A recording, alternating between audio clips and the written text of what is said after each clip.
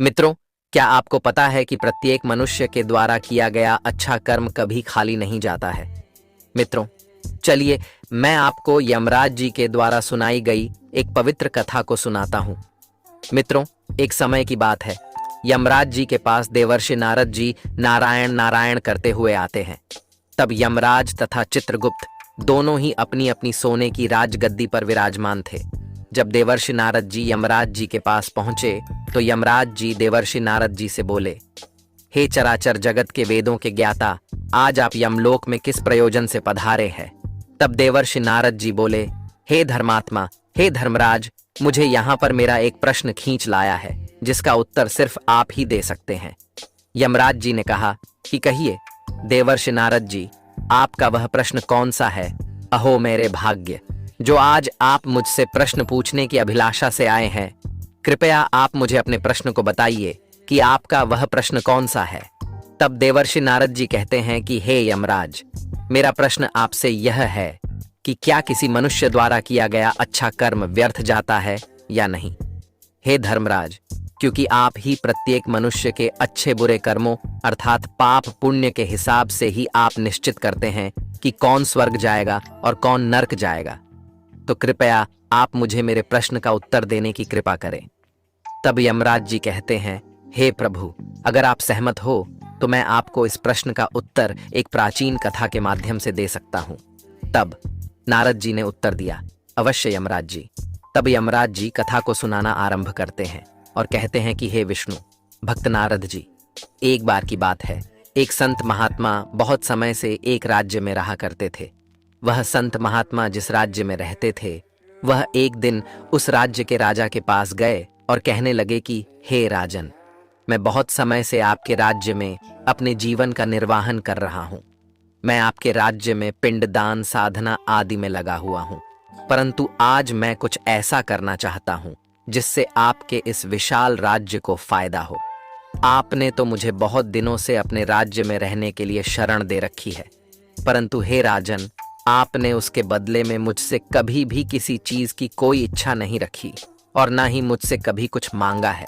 तब वह राजा बोला कि हे महाराज, मेरे पास ऐसा कोई भी काम नहीं था और ना ही है जो मैं आपसे करवा सकूं। आप एक महात्मा हैं, आप भगवान के उपासक हैं, आप बस ध्यान साधना में ही लगे रहिए और हमारे राज्य के प्रत्येक नागरिकों का मार्गदर्शन करें, तभी तो यह राज्य अच्छी प्रकार से चल पाएगा। यमराज जी ने आगे कहा कि हे नारद जी, परंतु वह महात्मा अब जिद करने लगे। अब उन महात्मा ने हट पकड़ ली। तब राजा ने उस महात्मा को अपने पड़ोसी देश को दिए हुए कर्ज को लाने का काम दे दिया। अब वह महात्मा उस राजा से कहने लगे कि हे राजन, आप मुझे एक बात बताने का कष्ट करें कि जब मैं वहां से लौट करके आऊंगा तो मैं आपके लिए क्या लाऊं।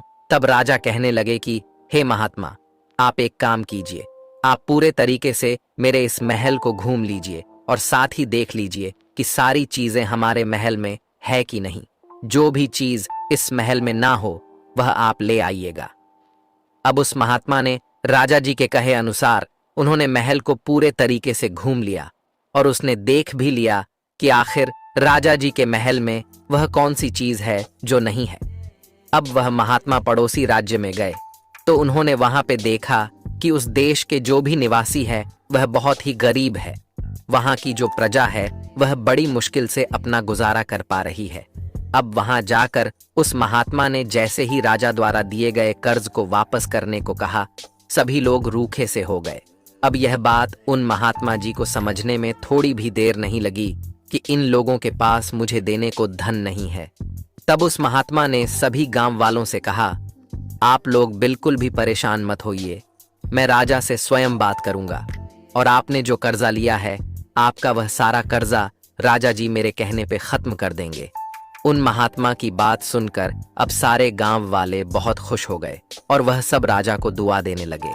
अब वह महात्मा बिना अपने साथ कुछ लिए ही पुनः से राजा के पास आए और कहने लगे, हे राजन, उन गांव वालों के पास आपको देने के लिए बिल्कुल भी धन नहीं है। वो इसलिए क्योंकि इस बार उनकी फसल खराब हो चुकी है। वह आपको आपका दिया हुआ कर्जा इस बार नहीं लौटा सकते। अब राजा ने जैसे ही यह बात सुनी तो वह राजा क्रोधित हो गए। वह कहने लगे, ऐसा कैसे हो सकता है? मैंने वह धन बड़ी मुश्किल से इकट्ठा किया था। मुझे वह धन वापस चाहिए। वह धन मेरे लिए बहुत कीमती है। अब वह महात्मा जी बोले, आपने मेरे द्वारा पूछे जाने पर मेरे जाते समय आपने एक बात कही थी कि महल में जो कुछ भी वस्तु नहीं है उसे मैं लेकर के लौटूं। तब राजा कहने लगा, बताइए, आप वह कौन सी ऐसी चीज है जो मेरे महल में नहीं है? क्या है जो आप लेकर आए हैं? उस महात्मा कहा कि हे राजन, लोगों की दुआ एवं उनका आशीर्वाद आपके पास नहीं था।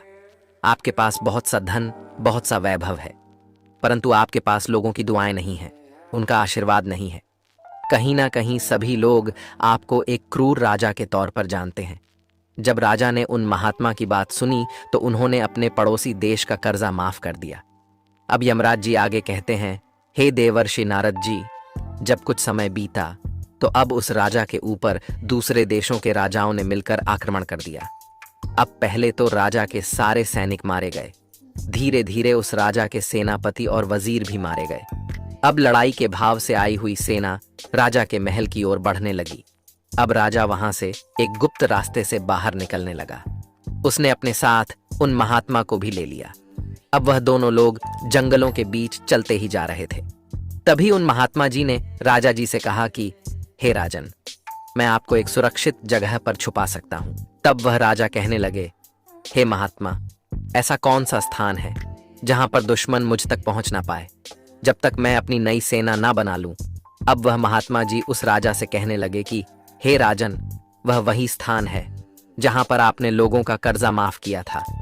अब महात्मा जी राजा जी के साथ वहां पर कुछ क्षणों में पहुंच गए। उन गांव वालों ने उस राजा का बहुत अच्छी तरीके से स्वागत किया और राजा का साथ तब तक दिया जब तक राजा ने दोबारा से सेना इकट्ठा करके युद्ध लड़ने की स्थिति में नहीं पहुंचा, तब तक वह उसी स्थान पर रहा। अब यमराज जी आगे कहते हैं कि हे देवर्षि नारद जी, अगर प्रत्येक मनुष्य अपने जीवन में भी देखें तो अगर वह उसने जीवन में लोगों की दुआएं और आशीर्वाद कमाएंगे तो वह सभी भी उस राजा की तरह कठिन से कठिन परिस्थिति से जरूर आगे निकल जाएंगे, क्योंकि किसी भी मनुष्य द्वारा की